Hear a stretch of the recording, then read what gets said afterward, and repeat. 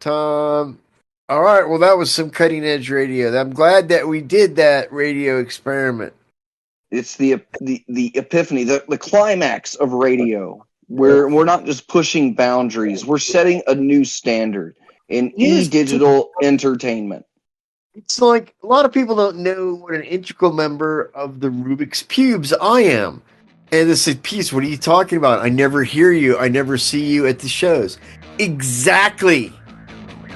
By not playing as well as I don't play and not going to any of the shows or performing with them, I'm giving them the best chance they have at becoming big in show business by having absolutely nothing to do with the performances, creative stuff, or any of that. And so, a lot of people understand a big part of the success of the whole group is based on that role that I play. Like a dinner role? No, like, a non-existent role, a gluten-free role. I'm the gluten-free member of the Rubik's Cubes. You're their Paul to their John. Right. Right. They were in the Eagles, right? I think so, in Tucson, Arizona. Fly high, Eagles, yeah.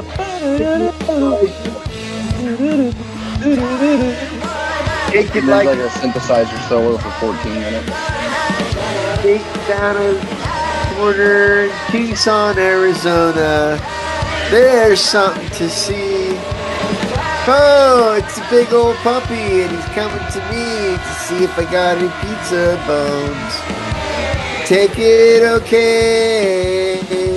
Take it okay. Are we live? Are we doing the show? Did the show start yet? Fiddles. Fiddles T. Barnum. Now, here's the thing.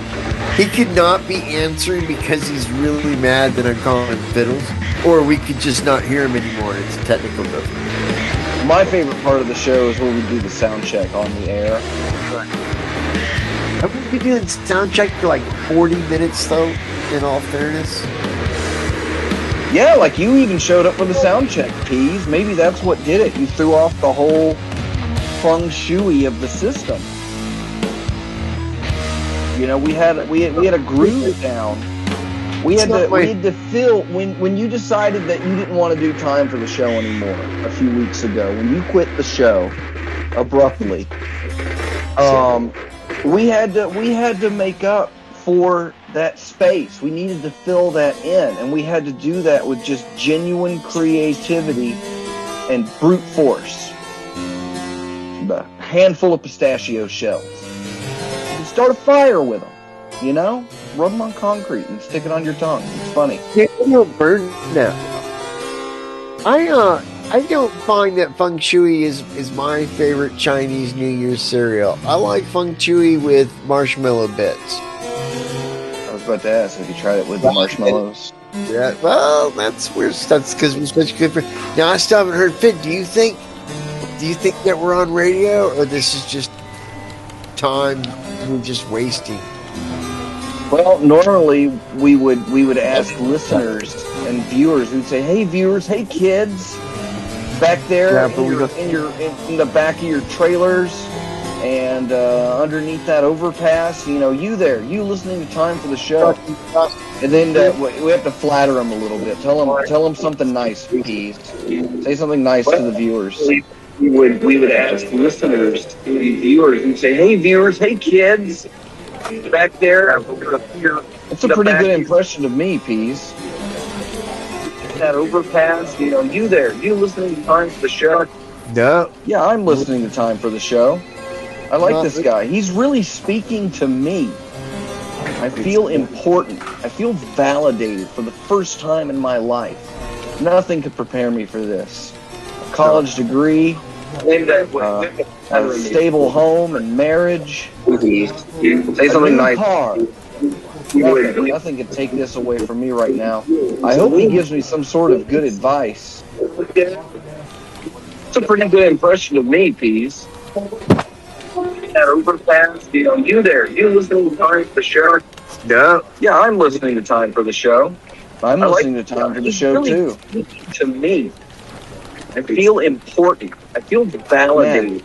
This guy sounds like nothing to prepare me. Some dude from Deliverance did a bunch of nitrous oxide at a stable home and no, it's an old serious phalanx. It's broadcasting show. Well, if it's an old show, it's probably a good one. I hope so. Because we never. Yeah, then we don't have to do the show anymore. Right? We can just keep replaying old shows. I was hoping we were going to do a show today, though. Yeah, you were looking forward to it? Yep, a little bit. Was that the freckle on your ball sack today? Just glistening? Just saying, today I'm gonna do the show. I'm reading something that Dr. Ellis is saying. Like what? Yeah, we're on, guys. Are they good things? I did the theme song. Broadcasting live in the seventh circle of hell. It's time for the show. Is it? Hi, Dr. Fox. Hi, Fidd. Fiddle. Oh, hey, Pete. I didn't see you over there. If I was to cannibalize your dead corpse, could I truthfully, if I wanted to share it with some of my other vegan friends, say that you were gluten-free? Yes, but he wasn't gluten tolerant. I think that's just confusing things, Dr. Fox. Hey guys, good show. What's going on? It's very exciting. Are we doing the show now? Yeah, we're doing it at 7:15. A new way of starting the show. 11:14. Broadcast is live. I got the show notes that Fox sent. And I'm rocking a hangover, so it's time for the show. Whoa! I apparently really like doing the show hungover. Nice. Because I find myself doing it just about every week. Well, the show is about pain. Eternal pain and torment. No end. What pleasures we will show you. And to think I hesitated. That was just a tease. I'm going to complain about my hangover a lot more later on in the show, so stick around. Yeah, save it for the show, man. Let's spread it out. Dang. Wait, Fox, did you say hi to Peas at the beginning of the show? Hold on, I just got a message. Peas, did you say hi to Fox? No, we're not. No, we're done. Peas is mad at me. Do that. I'm not putting it up. Thanks, trying to get hi to you and him, but you guys didn't say hi, so we can't really. Thanks, trying to give him a free vacation to Florida again for next day. Texting me, oh, this girl's got it. And we could go do X Day there. You guys are such good organizers of X Day. And did the best job, really, that's ever been done. All true, I might add. But, I don't know, after this late, it's not showtime. Why would he do this during showtime? Because he wants us to know that he's not listening to the show. Oh, for fuck's sake, I can't even download the show notes, man. You didn't type 58 lines left at the bottom of the notes, right? Pretty not. Yeah, I mean, you can view them in the chat. There's like the little button there to expand. Just says news. It has a limit. Thanks. God damn it! What are you using, an abacus? It keeps trying to open it in. Oh, there we go. I got it. Do you got it? I don't need to go back over to the hypercore and facsimile you another set of show notes.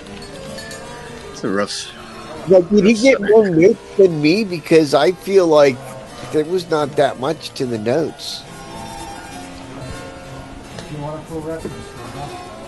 Well, I don't know, Peas. It hit the Discord line limit, and it said 58 left. So I think Fox has got a big fat jam sandwich for us today. As soon as I can figure out how to open a file on a computer.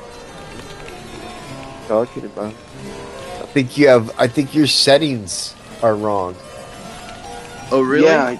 Yeah. You need to make sure that like your rich text files, like your desired executable. I think Pease likes WordPad. I don't know, dude. I have show notes. I don't know what you guys are talking about. If there are really truly notes, I'm not in them. Like Lotus Notes. DOS 2. I'm gonna start sending all of the show notes in PowerPoint files. I think that's the way to do it. Make them fun interactive. People that are serious about doing things do use PowerPoint. Yeah. I see the guy at the swap meet doing it. David Crosby used PowerPoint proficiently. Give me a beer. All right, New York Kerpow. Is that the right one? That sounds like it. Well, what do you think, Phil? Should we get this show out of the way? Out of the way. I mean, we're already standing on its neck. Oh, that was a good recent news subject reference callback. Yeah, I'm a Derek chauvinist. You're trying to start a I want a T-shirt. I see My wife shook her head. I just stumbled over there. I stumbled over the reference, and Dr. Fox reached behind me and snatched the ball from the defeat just fuck. I totally tackled your home run, man. I got a hat trick. You did. I'm gonna do a 180 super ollie. You put the puck off right the backboard, right in my net. I am the cat in jokes. Hold on, I'm getting a beer. Please apologize for something really quick. Fidd Chuli is not gluten-free, according to this dictionary and Wikipedia of gluten-free podcast hosts. It's interesting, Fidd Chuli, that you lied to me and the viewing audience about being gluten-free. Because I think by ingesting beer, it's making you gluten. I think you bought me sufficient time. Let's knock out some of these notes. Okay. All right. C:/users/0. Wait. Line 1. Guess we can do this joke once a year. It's the 5th year. Yeah. We could do this joke. For the show. Yes. 208. Nuke Ukraine. Fiddles. Line 3, TFTS relay 012323. Line 4, Fidd. Do not read this part on the air. Line 5 is blank. Line 6 is blank. Line 7 says, Fidd, read this on air. Line 8, broadcasting live from the future annex of Line 9, soon to be capital of America's California, St. Petersburg, Florida. Line 10, welcome to Time for the Show. Line 11 is blank. Line 12 says, Fidd, this is where you do the show. Line 13 is blank, and line 14 is Fox's favorite part of the show. It's Cube News. Hooray! What's on the docket tonight on the Cube News? All right, let's see here. All right, first off, we got an email in. You can always send your emails to email@timefortheshow.com. Talking about the podcast feed and that they were able to subscribe to it, but they were only able to see a range of episodes that are available on our feed. So I did check, and the links to the old shows are still there. But I replied to this buzzing young fellow back to his email about you might have to scroll down to the bottom in your app and load more episodes. But if not, if you listen to Time for the Show podcast version, the classic EPs, we call them here in the biz. Wow, I got a horrible echo. No, that was me. My bad. Okay, gotcha.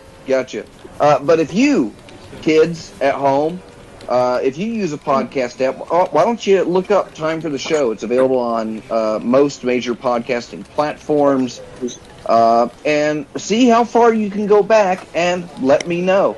It's fun to know that people are still accessing the podcast feed because I stopped updating that when we went to YouTube. Point 2, I was invited to a beta test for Backed By to connect our Patreon to a server run by his podcast, holy shit, but Dick Masterson.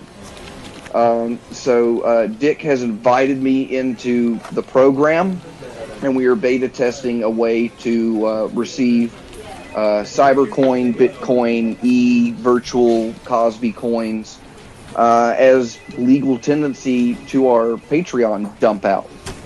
So thanks to Dick for that, and I'll be connecting more of that together and look forward to the Hypercube Backed By later this year. Thanks, Dick. Point 3, movie progress.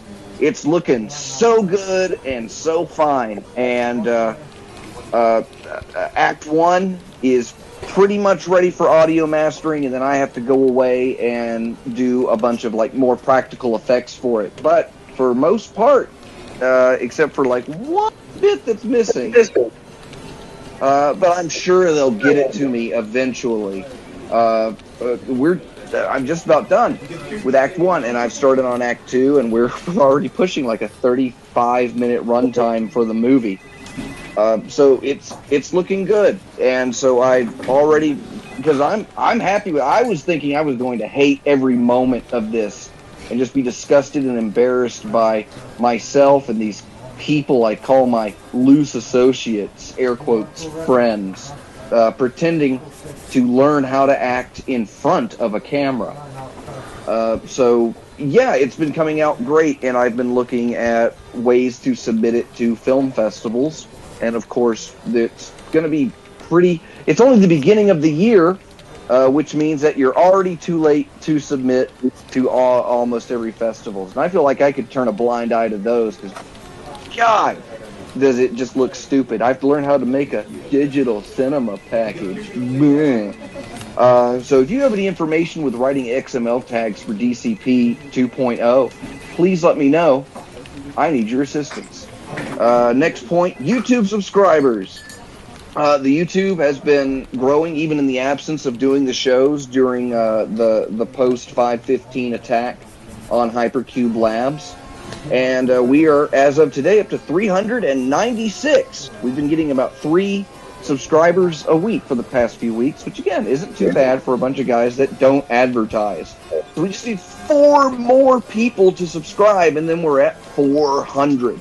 So if you haven't subscribed and heard great alliteration and prose like you have been hearing for the past 26 minutes, please go to youtube.com/hypercubego and subscribe today. You can get a bunch of the classic episodes from Time for the Show, some nutty videos that we've put up over the years, and maybe some gross stuff. Point 5 is the Show Rogan AI. This is nothing I'm going to throw time in to while I'm editing the movie, but I got some input from a couple of different people, and we are looking at ways to input Hypercube programming as well as the entire chat log from the Chattercube on discord.timefortheshow.com. Go there, click the Discord button, join now, and to compile it into the Show Rogan AI that we would actually be able to communicate with in the Chattercube. So I am looking at a couple of solutions, and there's stuff that I could do today and just pay a guy like $50 or $100 and use theirs, but I don't want to do that. I want to do something more convoluted and stupid. So make sure that you go to Chattercube, keep talking, just type right now, Keep going. Just type right now. Do it. You see it? You see those little, look, other people are typing. They're doing it. They're going to do it. They're going to start posting. You're going to feed the AI. So help us out. Go to discord.timefortheshow.com. Join the Hypercom and chat inanely with strangers. And finally, guest suggestions. This is point 6 in Cube News. Now that Peas has returned, we don't really need a surrogate Peas guest host. I'm so glad you're back, Peas. No one can fulfill the handsomeness quota that you so definitely left us in a deficit with. But if you have an idea for other podcast hosts or podcastees or goofy individuals that you think can tolerate running through a Time for the Show episode with us, tell me, send me a DM or send it to email at timefortheshow.com. Let's grow that show, yo. Australians. And that's it. There's no such thing as Australia. Peace. That's it for Cube News. Thank you, Fidd. All right. Line 22 in the show notes is blank. Line 23. Free smoke. It's the piezo box. Hey, it's my favorite part of the show. Piezo box is clever. Also known as viewer mail. Line 24 is just a bunch of hyphens. Line 25, send your viewer mail to email at timefortheshow.com. Line 26 is blank. Line 27, dear show, where do white women come from? And that was submitted by Bob Vagine of Florida. Slapstick, Maryland. Florida and Wisconsin mostly, I think. I was going to say heaven. I thought they came from expensive dinners. I thought you got yourself good ones from the African diamond mines. No, Peas. I don't date my employees.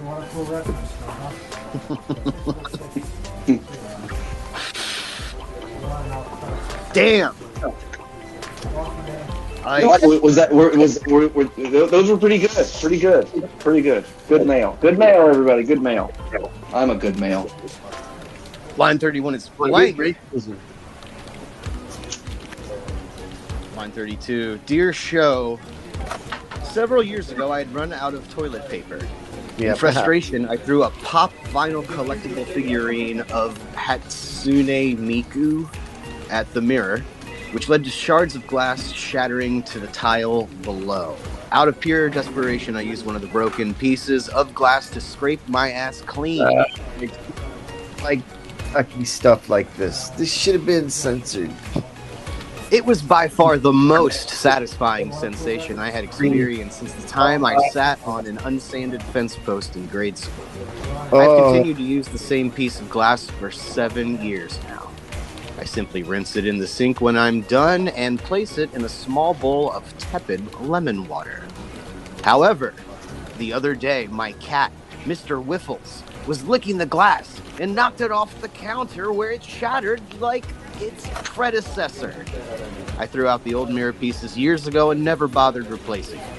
I've just been using the one piece for everything, like shaving, pimple popping, and of course, rectal examinations. For the past week, I have used the end of a wooden plumber's helper handle, which does not have the same effect. What can I do to remedy my situation? Submitted by Paperless in Peoria. This is why, you know what? This is why we can't have Eminem cartoon characters as spokespeople for Eminem's candy anymore. It's shit like this. Okay?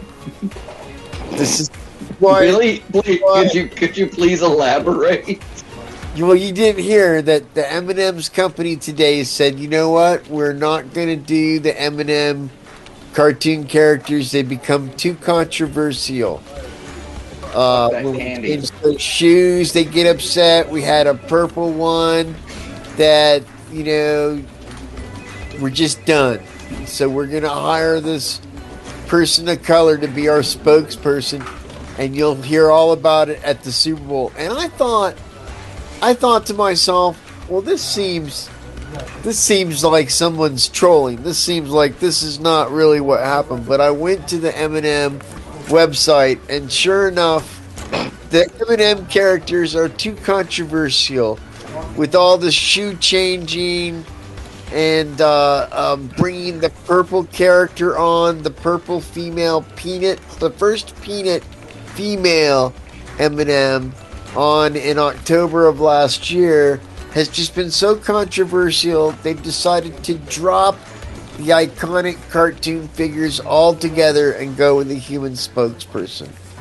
And and it has nothing to do with that you need to watch the Super Bowl to see what's going to happen, right?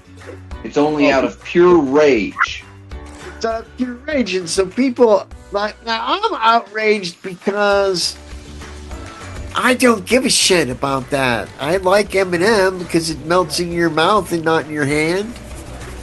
And I like peanuts. And I like peanuts and chocolate. And I think that those are normal things to like. And you like peanuts?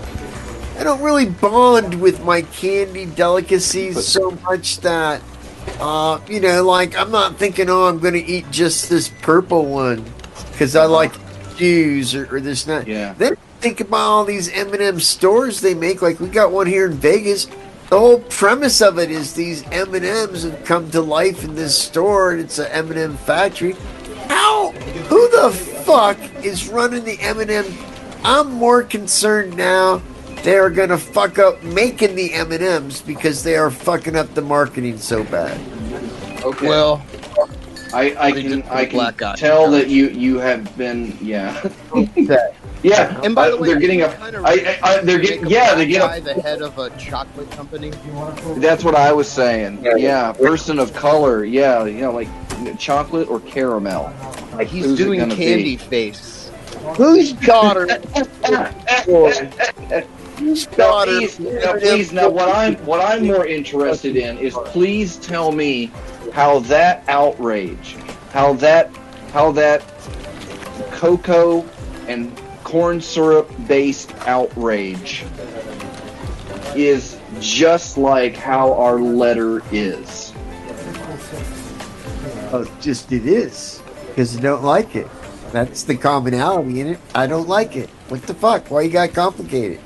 Well, half the country demanded that they make one of the M&Ms gay. And then they were like, okay, whatever. And they made him gay. And then the other half of the country went, you can't make him gay? That goes into my kid's mouth. He should have been born gay or not. So that's why they made the purple M&M, because then they could say, okay, well, this M&M was born gay. But then they never actually released purple-colored M&Ms. You know, if you wipe a little bit of the bottom of the letter M off, it turns into an F.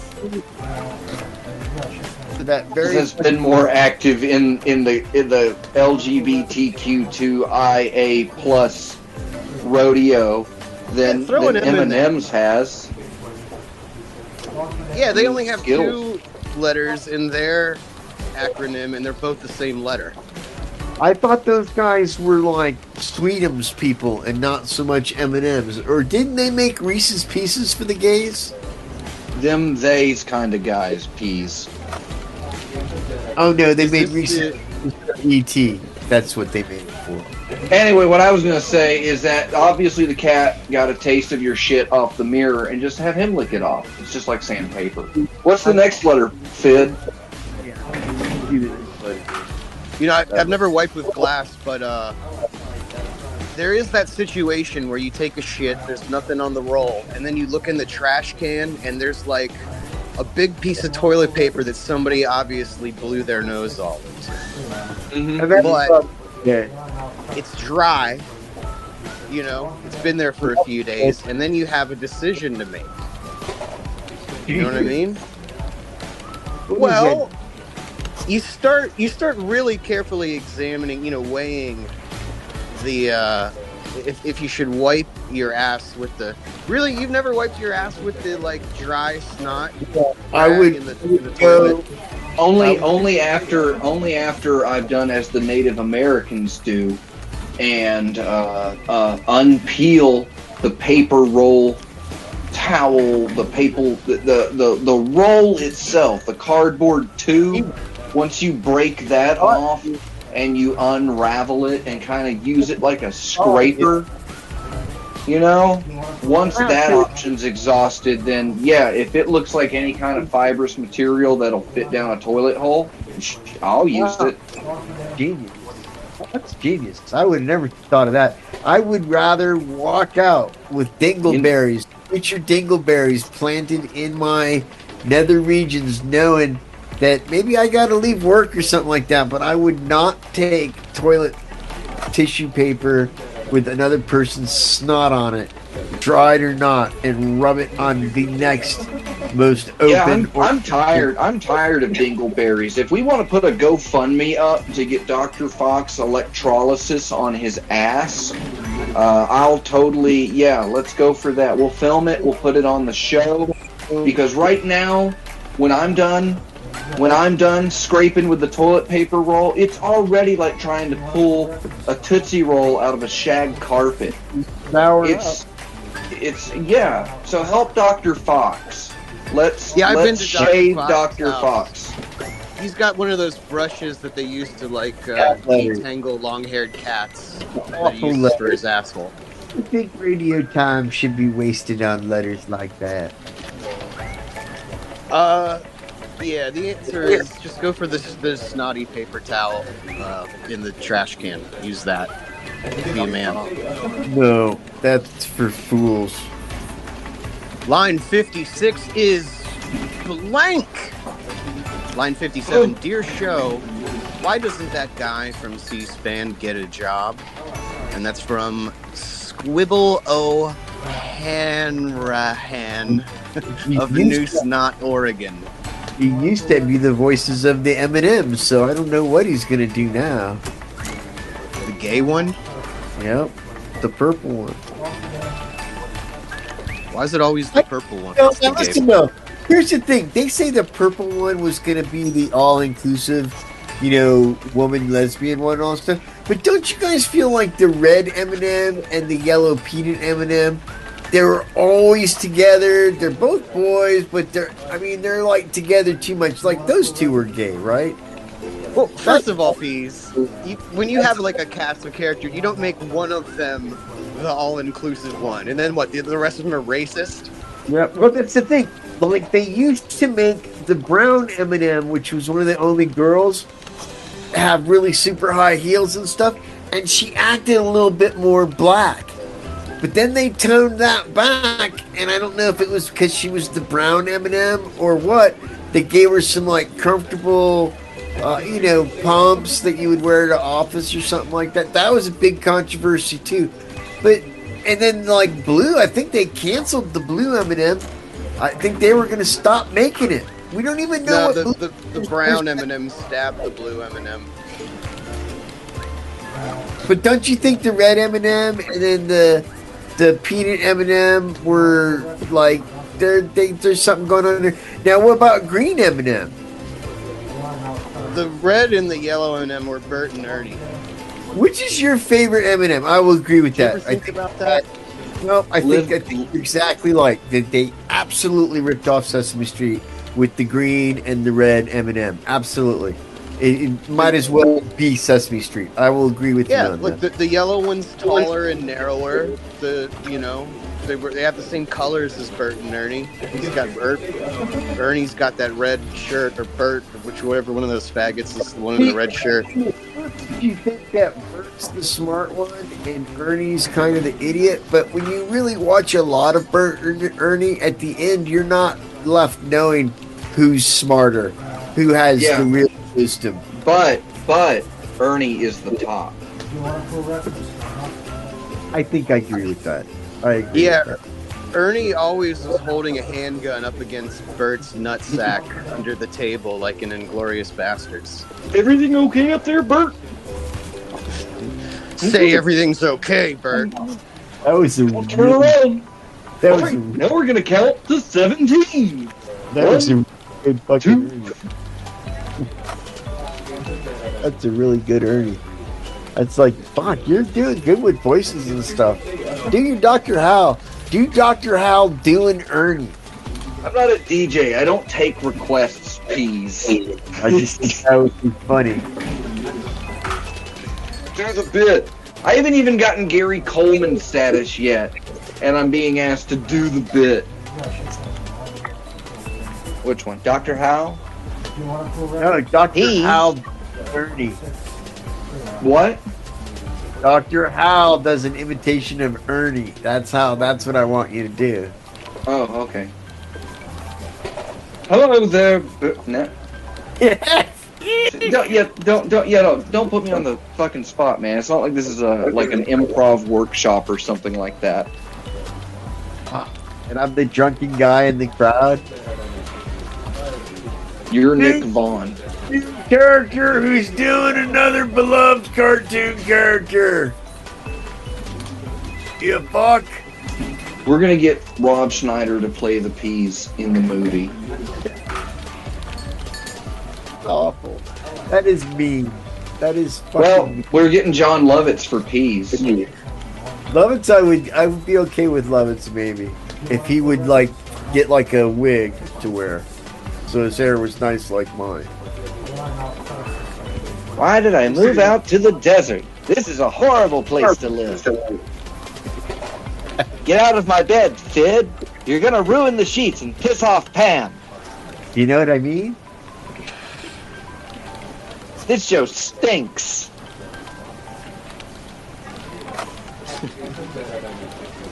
It sounds really awful when someone else says it. I have to burn my Yeah, when we say it, it doesn't hurt so bad. But when other people say that the show stinks, No, it was the thing about Fidd.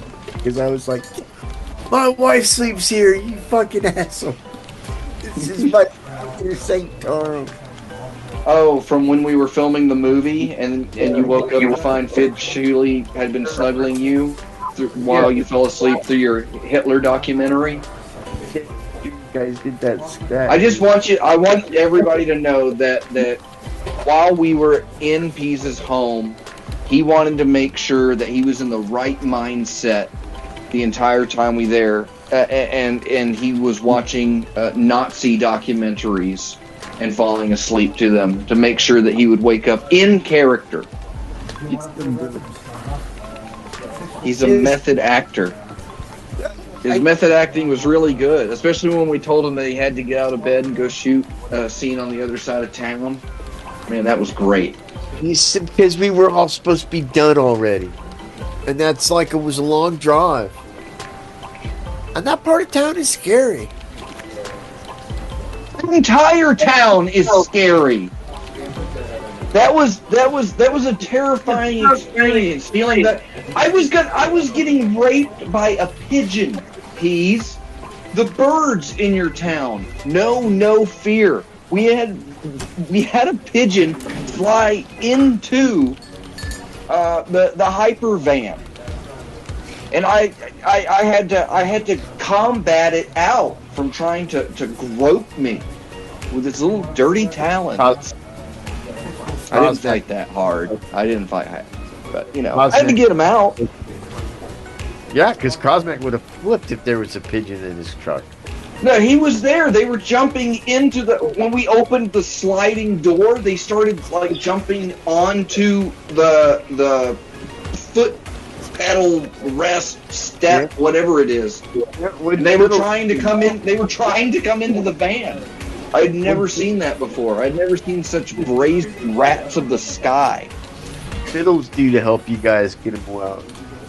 Oh, he shit his pants. What's the next part of the movie, Fidd? Show. It's line 62, Fox. That's a good one. That is. Actually, it's blank. It's, well played, Fidd. Well played. Line 63 is also blank, so I got a little worried there for a minute. But line 64 says blind eyes. Yeah, 64 is a good line. And 65, another one of those all hyphens lines. And then 66 says, "Who's your blind eye, Peas?" Dude, I'm never prepared for Blind Eye. We're almost Right, at the. because like, how are you supposed to know that somebody was going to ask you who your blind eye was in the 10 o'clock hour on a I Monday? think sometimes. I think like, oh, we probably won't do it this time. And I know that if I don't think that, then we won't one time, and I'll be surprised. But if I do think that and don't do it, then I'm not surprised. I'm prepared not to do it. You see the difference? I'm going to eat this cracker. I don't know if you can hear it, but I'm eating the cracker. Is it a World War II survival cracker? Peas, I'm not hearing who your blind eye is. I'm just hearing a lot of bitching and moaning and not a lot of blind eyeing. So, you hear any cracker chewing? Can you hear it? I guess I'm going to turn my blind eye to the miserable play of the Baltimore Ravens this last NFL season. And even sucked really, really super bad. I'm going to ignore that fact because I know that they're my super friend, Fidd Truly Spearmint Flavor's best football team ever. And he really likes it when they shoot the puck and it goes right into the basket for a home run. So I'm blind eyeing those fucking Black Crow fuckers. Well, you know what? I'm blind eyeing you. Peas is my blind eye because you did that while he was gone. So many times. You should just kill me. He just attacked me, Fox. Didn't he I attacked? No, he only attacked you because I bet you he wishes he didn't blow his big purple peanut wad all over the viewer mail segment, because that would have been a beautiful blind eye. I kept trying to tell him.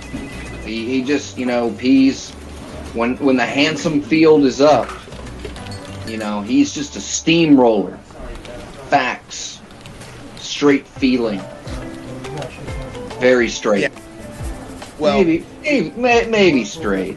Maybe straight-ish. He just went right after me, though. Mm-hmm. I did. He knows I'm still sore. Yeah, well, I mean, that's his fault. That is his fault. I'm totally on your side that he attacked you specifically, even though he didn't mention your name, and actually said during his blind eye that he knew it was hard to say because he was talking about something that you held dear, despite the fact that he was going to make countless disparaging remarks about it. He didn't hold back. And that's the blind eye, Fidd. And you turned a blind eye to him? Are you saying that if Peas was to step outside right now and a bunch of Botswanian rebels were to come through and rip the staples in his guts out and they spilled all over the road and he forgot to close the door so his little dog comes out there and starts nibbling on his kidney? Would you turn a blind eye to that right now? To Chaz eating Peas' innards? I guess not, Fox. No, you would, dude. Oh, I was supposed to say yes? Because that's how blind eye... We've been telling people how blind eyes work the wrong way. I know, but he made me feel I bad. know where this is going. I know where this is going. No, don't do it. Don't do it.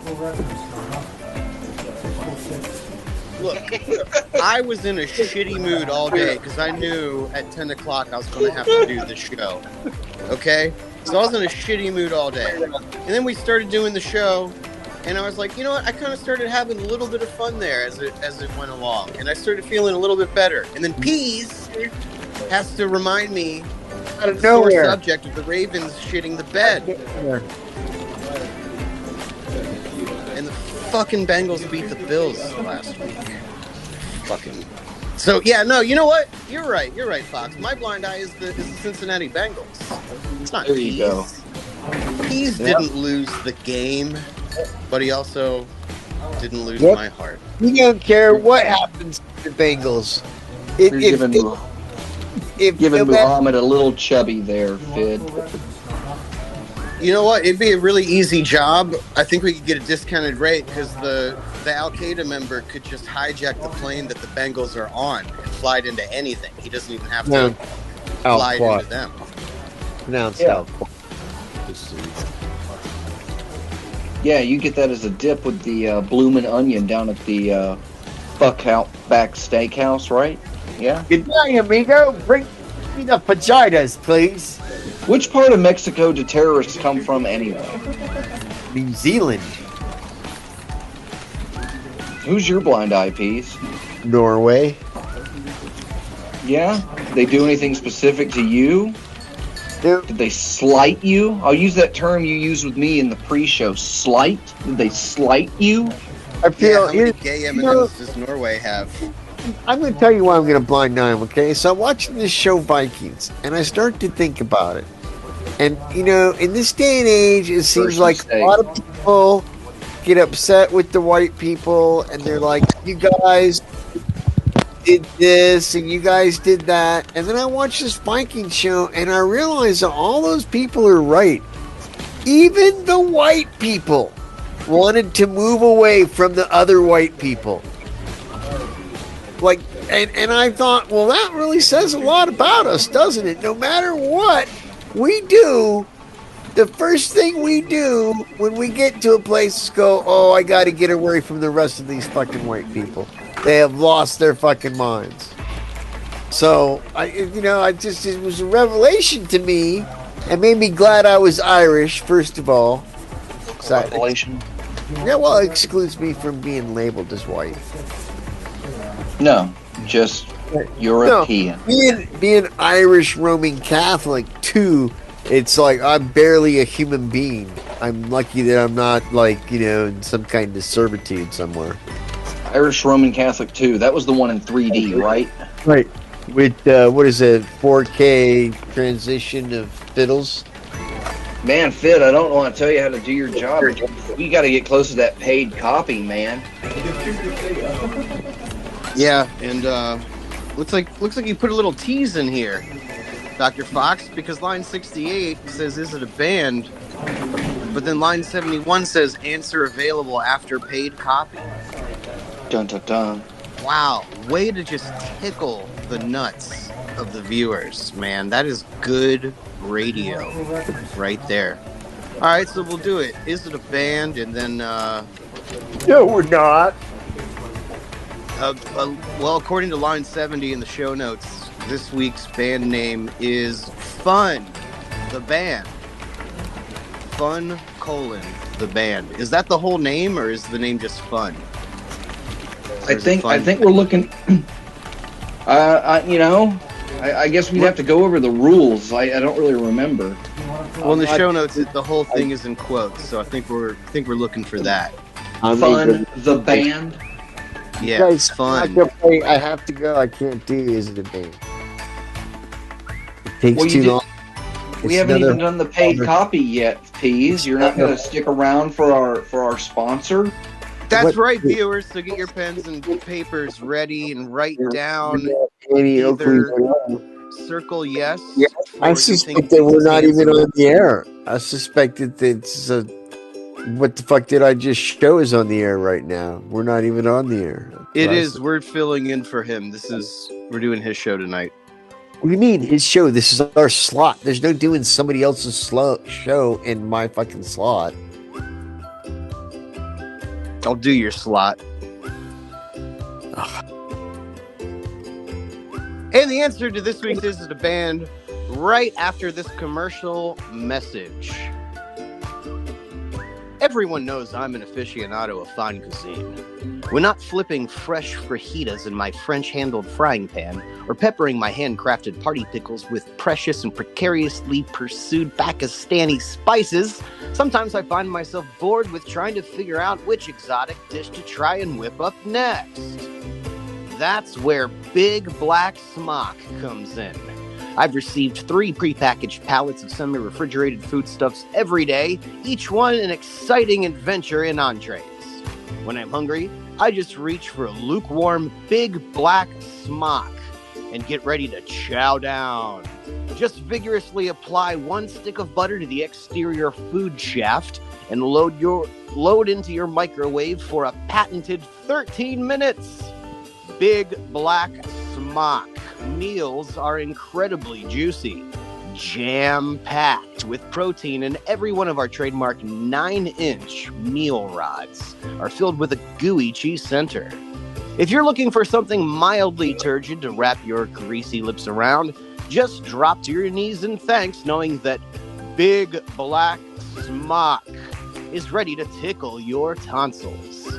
You can save 3% on your next 2-year subscription on Big Black Smock with coupon code PEAS. Act now and receive the Big Black Smock straw so you can suck one down on the road, under your desk, in court, at your nephew's baseball game, with your therapist, or a discreet internet lover, anywhere and anytime. Does it Line come in 115 is blank. Line 116 says customers held liable for properly handling. Line 117 is blank. I think it should come in different colors. Well, it's time to do apologies. Oh, well, but line 118 says, is it a band reveal? And then line 119 is a bunch of hyphens. And then line 120 is check with *6 for the answer to is it a band? We had to do that lines either. See, you fucked up the whole... I didn't get... Damn it. That's okay, Peace. You're handsome. You're so handsome. Yeah. It's okay. It's okay, my handsome boy. All right, here we go. Ready? Mystery sausages found in Hawaiian mailboxes. Fiji, what band their free meat is. Florida man attacked ATM. Well, it is a filthy habit. Pet fish uses credit card on Nintendo Switch. Microsoft Xbox promises to close the water gap. Australian woman breaks world record in archery with his feet. Florida woman pulled from the storm drain for the 3rd time. My pearls is down there. Peace, I know you just got out of surgery, but I think it spread to your brain. Miami man injured by falling iguana during outdoor yoga. Things that have never happened anywhere. TSA finds emotional support snack in luggage at Florida airport. M&M's has no comment. All right, those are all done. That was the weirdest game of $100,000 pyramid I've ever witnessed. And he's going to be your celebrity guest star helper. And you always got to go, what was the guy? With the ascot. Ascots are coming back. And you know, Fidd, you have the perfect body type for ascot wearing. I'm surprised you're not all over that shit with your beard and stuff.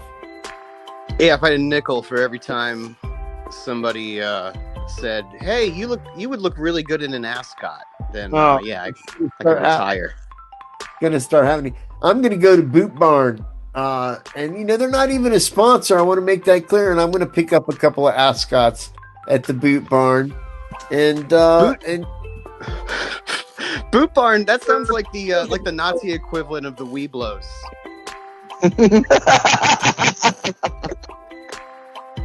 It's you probably don't know about it because it's the kind of place where only like me, Stang, and Philo shop for our authentic, cowboy outfits.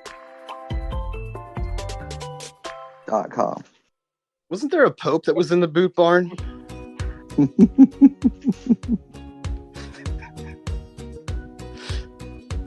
Cowpoke. Wait a second. Well, what did *6 say about the band? Is it a band? She said it was a band, and its drummer's name was Fiddles. All right, you got that, everybody? If you thought it wasn't a band, don't ever listen to the show ever again. We don't want you. Just, you're horrible at is it a band. You're gonna drag everybody else down. You guys Get the think fuck out of here? I sent you guys Percocets and we all did the Percocets at the same time and then did show? Do you think it would be a better show? I don't know. Would you still remember to forget to ask me who my blind eye was on Percocets? Yeah, he was your blind eye. I didn't want to play blind eye. So no, I didn't forget. I tried to move the fuck on and politely change the subject. Like you would at a party when somebody starts talking about how their uncle understands why people get pissed off at black people. And you're like, oh no, I don't want to be a part of this conversation. And you try to change the subject to Fritos or M&Ms or something, non-controversial. But please, go on. Are you saying there's something wrong with black people that they're just not good enough for you to be mad at? See, oh, I'm... What it sounded like to me. Yeah. Whoa. Painting with a broad brush there, Peas. Whoa. That's racism for you. That's how you get in trouble. Outrageous. Bro. Did you hear about the non-binary gold prospector? Nope. He heard there was treasure in them there hills. Nice for you to mispronoun him right off the bat. You're welcome, Peas. I think that should have been a Z-Zer situation right there, dude. My bro-nouns are bra, bray. What are your bro-nouns, Peas? Well, I just recently changed them. Are you like a dude bra? I haven't landed on new ones, I was zipping around with Zerk. Bro, bra. But, sometimes, except physically, I have all the powers of a wolf. And a lot of people don't know that, except physically.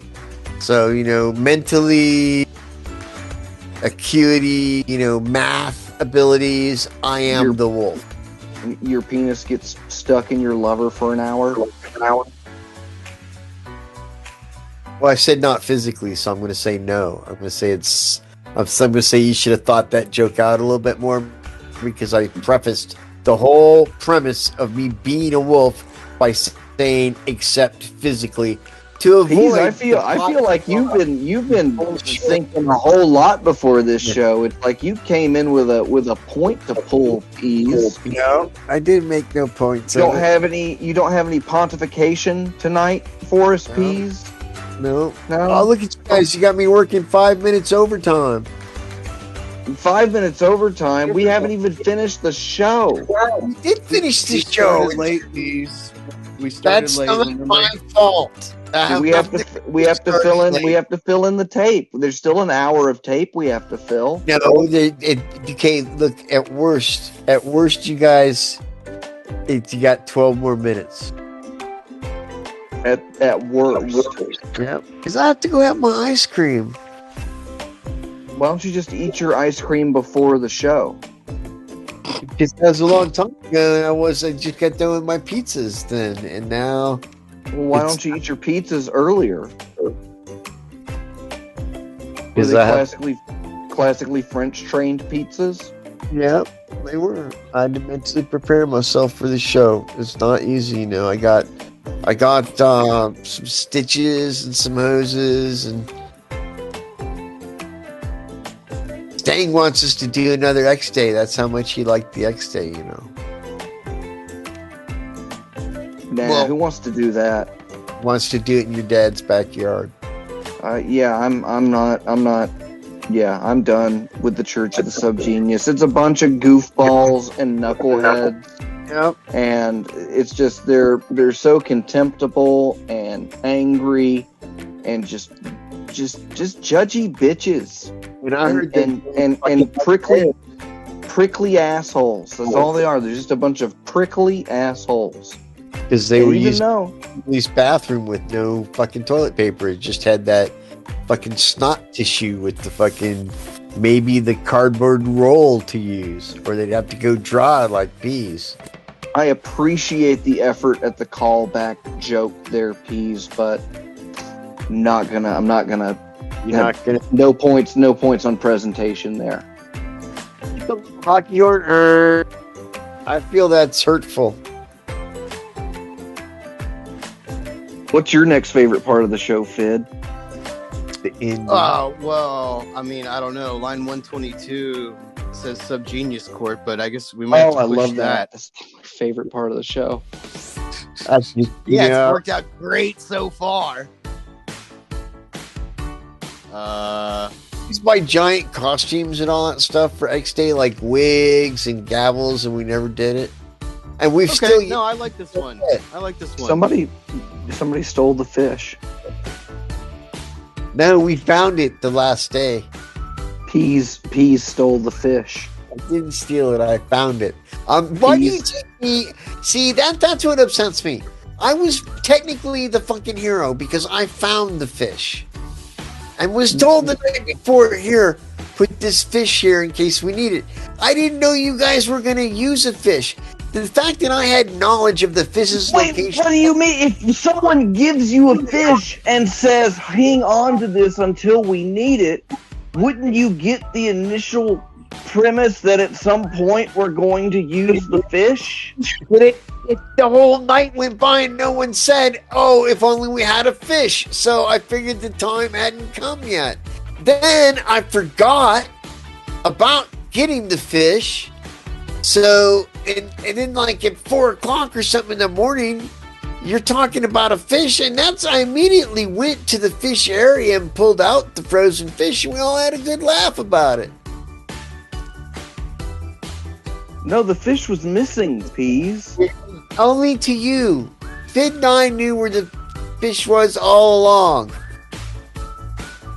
It was in Ferg's freezer, right? Because after it thawed out when he unplugged the generator, the fish then juiced into Ferg's gray water line and ruined it. How many fish there was, okay? But I know that the fish that I was told to be in charge of, I put in one of those little white.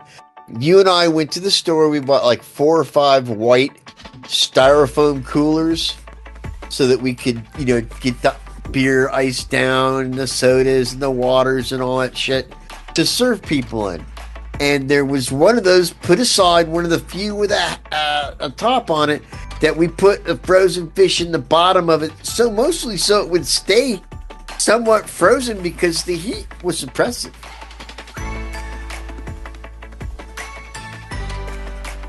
You stole the fish. Steal the fish. I'm telling you, you're misunderstanding the situation with the fish entirely.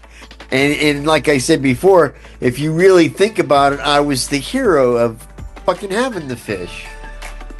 It's not my fault. By keeping it from me? If you need that fish at any time in that, I needed the fish. I asked for the fish. I said, "Where's the fish?" We had the wheel. We had the wheel. We spun the wheel. We needed the fish. Where was the fish? Was I there for that actual part? At X Day? Yeah. I don't remember. You got there late. No, I was there for the whole thing. I'm just saying when you guys did that wheel, because I thought we didn't do the wheel. We did. We did the wheel. And we needed the fish. Oh, that's a shame. Where were you? Maybe swimming with the naked women in the pool. Yeah, we had a lot of those. We really, really did. It was smart to make them pay.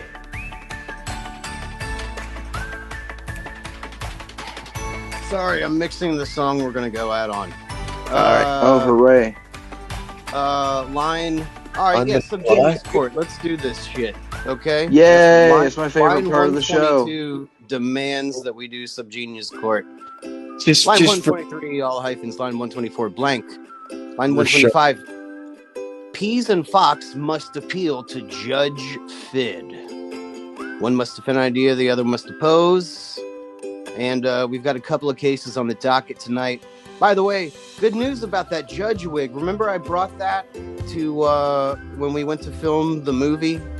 Yes. And Yes. remember how I brought 2 suitcases and I left one of them at the airport because I was on acid when I left Yeah, I Vegas? remember that. Yeah. Yeah. And then well, I told Fox he got arrested, and he got all freaked out. yeah, and then you told Fox I got arrested at the airport because he knew I was tripping when I got there. Yeah. Remember made that, it, Fox? Yeah, Remember that? when Pease was teasing me about your safety and well-being, he thought it was funny to make me worry about somebody. Yeah, I remember that. Yeah, laugh riot. Well, the good news is the judge wig that I had was in the pack that I carried on board, so I did not. That was not a casualty of my great idea to go to the acid on airport. When you went to the secondary, That's exactly what happened. did you Did you have to whip out the wig in the secondary inspection? Be like, I'm on vacation. In Vegas, don't judge me. I put the wig on when I got into the millimeter scanner, and I looked right at the guy and I said, "My hair is not cocaine." The funniest part of this whole story is we get out of the truck at the airport, and Fidd's got 2 bags, one of which I'm going to give away. He will lose before he gets home. But that very bag, Fidd's like, all right, let's go. Let's walk into the airport. And he's left his other bag in the middle of the fucking road behind the fucking truck. And I look over that and I go, hey, don't you think you're going to want that? And he does what everybody on acid always does. He goes, oh, I knew I did that. That's right after we buy some cigarettes to go to the airport with.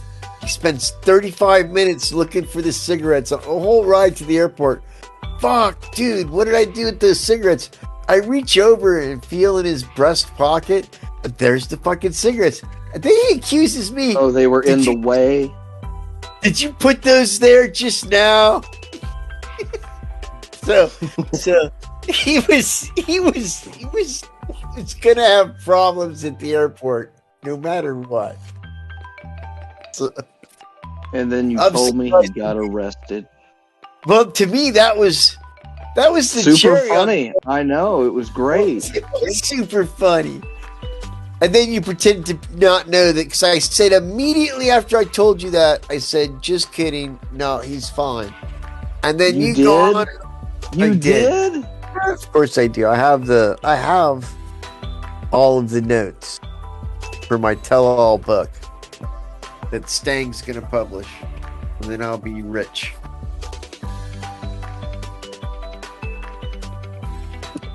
Well, that might be the case that we bring forward, but the other cases we have. I have a new game. Okay. Oh, yeah. We guess how interrupt the show because I think you're winning. No, we guess how far it is to Fidd Chuli's paycheck by guessing what type of beer he's drinking. You know what, Pease? I stand corrected. That's a great game. Isn't that a great game? That is a fucking great. Yeah. All right. I'm gonna let Argus Fox go first. We were here 5 minutes and Fidd got arrested October 11th, 1:27 a.m. Who arrested him? Sheriff or police? Where are they taking him? I have a lawyer on retainer for this trip. No, you don't. Fidd said he could do the time. Is Fidd still there? Where are you? Nah, he went through security. I'm waiting for Pam's flight now. So is that, I guess. Is it implied that everything's fine from that conversation? No. I'm going to get my phone because I think that there's more text that you're leaving some off now. Oh, that's okay. Yeah, no, I'm reading from the screenshots.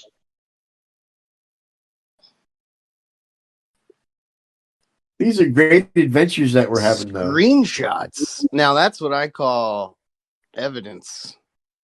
Am I going to have to make a judgment in this case? Or there's also the case of if anything's gay, if the balls don't touch, and the case of mandated cesarean births, which I find that one kind of interesting. I think maybe we should establish some precedent on whether or not cesarean section births should be mandatory, legally mandatory.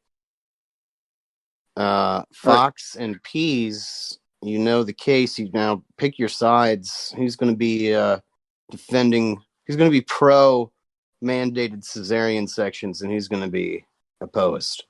Oh, I am. I'll be pro.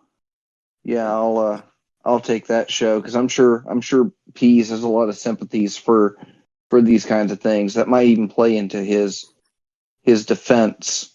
But let's see. I would say first off, Your Honor. Second off, Your would opening say statement. You're looking good. Did I mention that? By the way. Oh, yeah. Really? No, you're just saying that. Oh, great. But number three, really? I meant it. You are looking good. Just saying. You know? I think the big point we're looking at here is that by the mandation, there will be no argument. It's just the way things are going to go. So, no one has to feel guilty about getting one because everyone has to get one. And that's freedom. And I'm just adding, you're not stretching that junk. You know what I'm saying? Yeah. Let's do everybody a little favor here. A little bit of that. Just saying, looking good, Your Honor. I rest my case. You realize minutes count towards the minutes I was talking about, and ice cream time is coming up. Are you going to defend ice cream time? Just saying, it's sacred time, and I was very clear about I was going to go have some ice cream. You see, Peas, this is why you're so handsome. You sounded like you were crying when you said you really wanted that ice cream. Well, I do. Boys, I like my ice cream. Excuse me, Magistrate Caller 23 jumping in here. Oh, hey, how's it going? Shit. And I've been listening to the show. It's the worst one ever. Prove it. And I'm ready to sit here and rule on Fox versus Peas circa the fucking airport. What was the airport's name? It's like some senator's name. What is it? Acid Central. Anyway, I'm ready to rule, and I've heard the arguments from both sides now. Caller 23 rules. And the bottom line is that Fox was in the right because there was insufficient justification of P's freedom of movement at that time.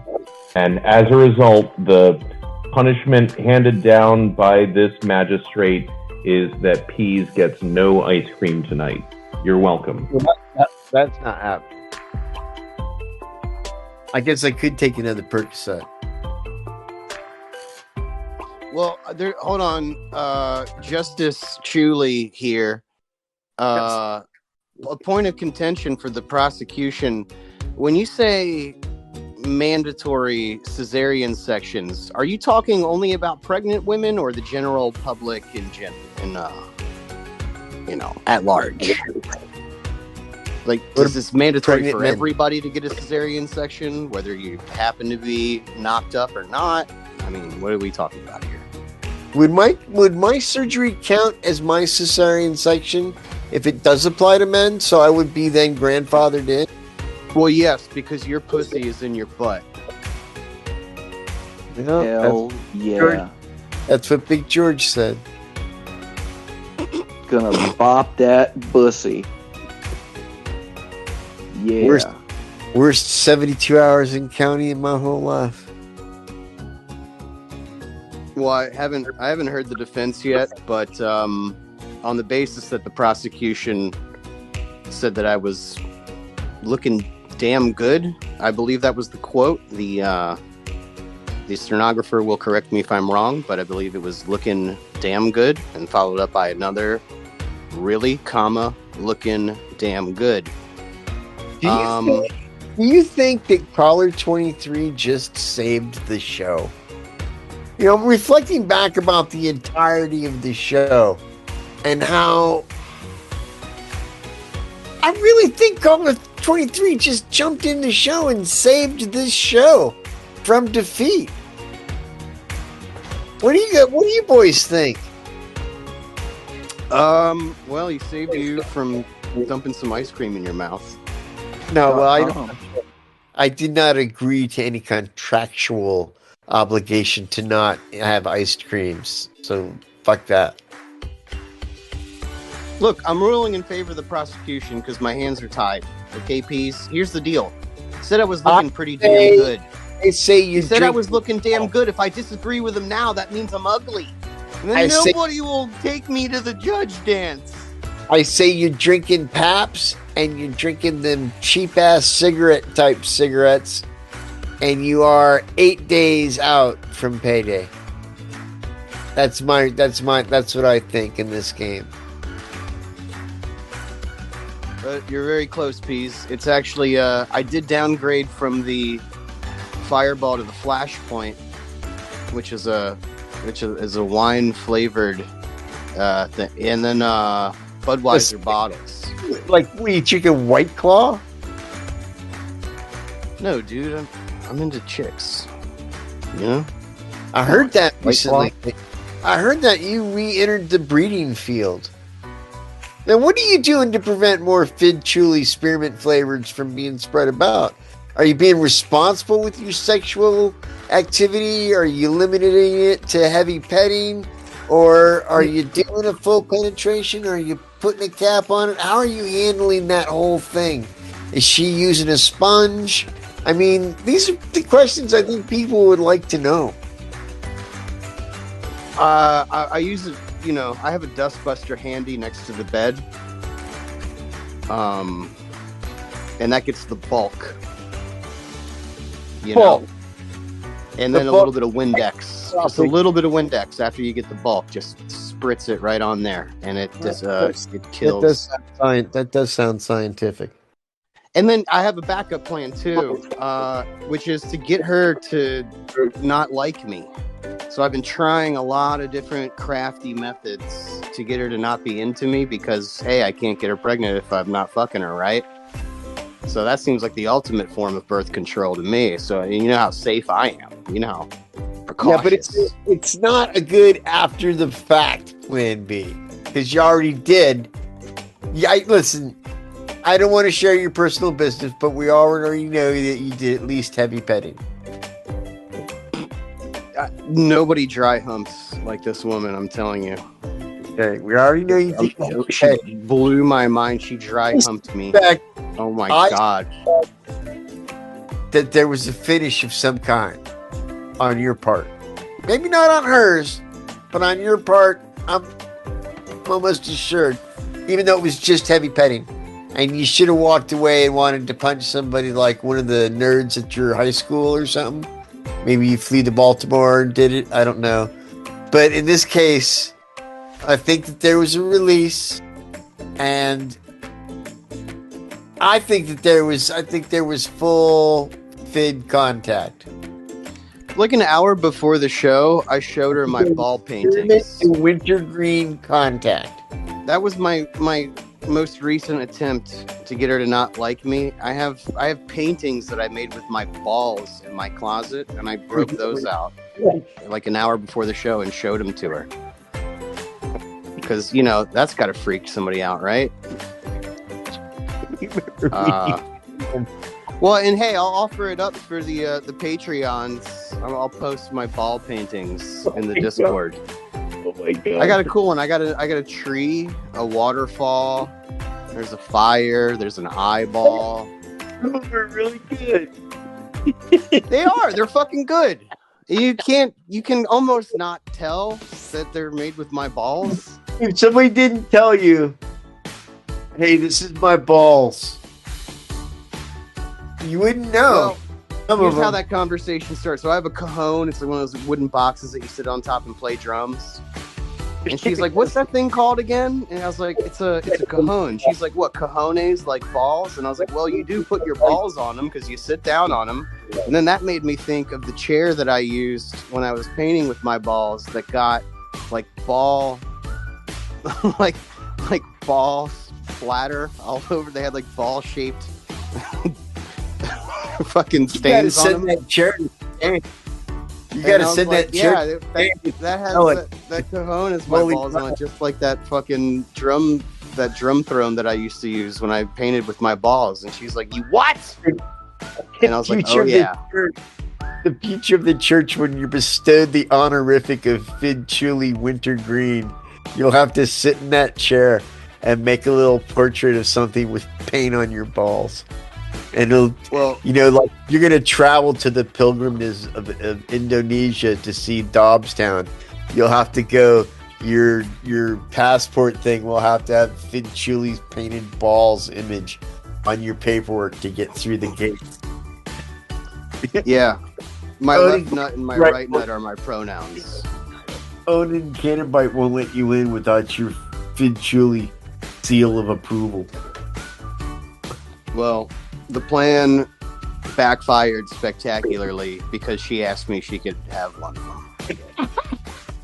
So I'm gonna have to try something else to get her to not like me this week. So stupid. And you know what? You know what's so fucked up? I was like, no, you can't have one of these. These are my ball paintings. That's the blue one. I like that the best.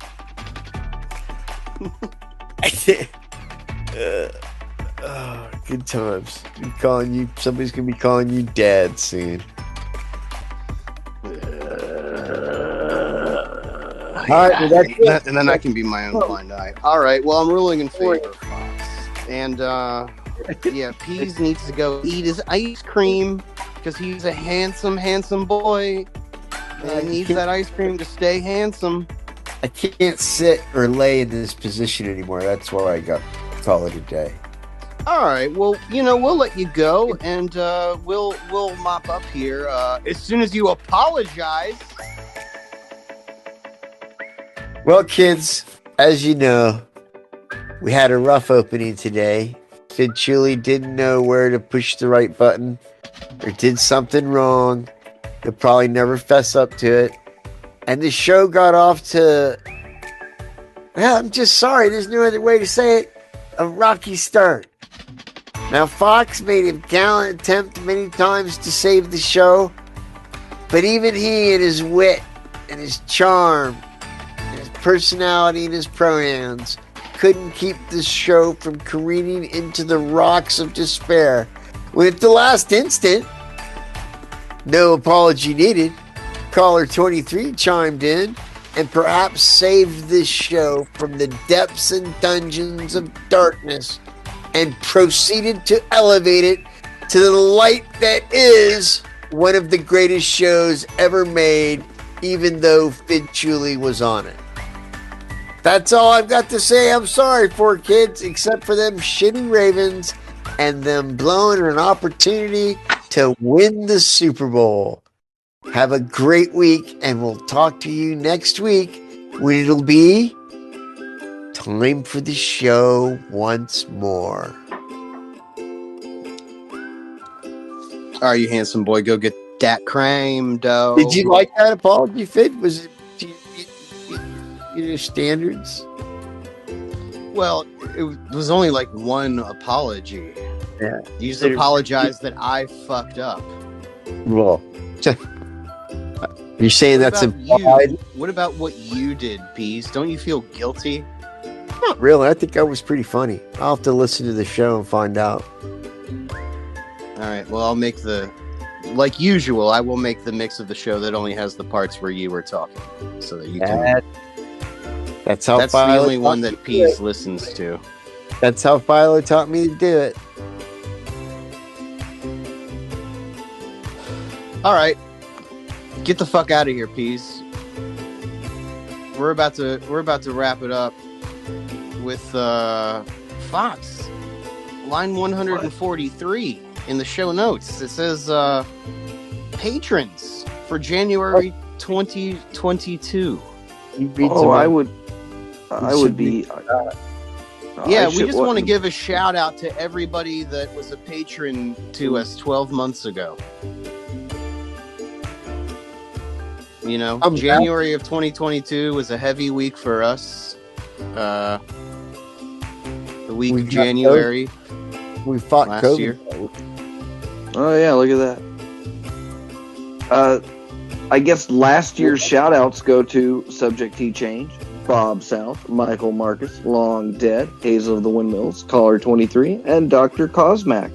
If you would like to support independent farce, go to patreon.com/hypercube.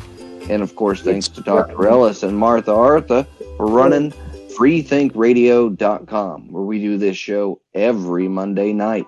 You can find out more by going to youtube.com/hypercubego to listen to old episodes, and you can join the Hypercom and chat along with other show society members at discord.timefortheshow.com.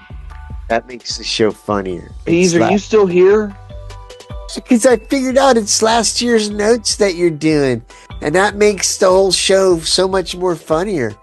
Maybe Caller 23 doesn't deserve an award for saving the show. Maybe the show was just funny, and I didn't even realize it because I didn't get the joke till just now. That's Didn't some even good ask me my blind eye. Yeah, you guys are pretty good. You guys are comedians. That's for sure. Made fun of me for worrying about my friend. Which one? Not a close one. All right, everybody. That's it for time for the show, I guess. I guess we're done. Yeah, hey, why not go out on a Fidd Chuli mashup? I can't remember I played this one before, but it's the theme song from Gullah Gullah Island with the vocals from Octopus's Garden by the Beatles. This is Gullah Gullah Garden. You've been listening to Time for the Show. Fuck peace.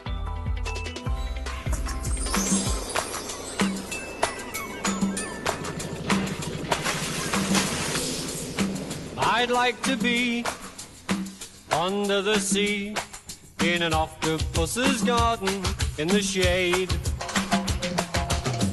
He'd let us in, knows where we've been, in his octopus's garden in the shade. I'd ask my friends to come and see an octopus's garden with me. I'd like to be under the sea in an octopus's garden in the shade. We would be warm below the storm in our little hideaway beneath the waves, resting our head on the seabed in an octopus's garden near a cave. We would sing and dance around because we know we can't be found. I'd like to be under the sea in an octopus's garden in the shade.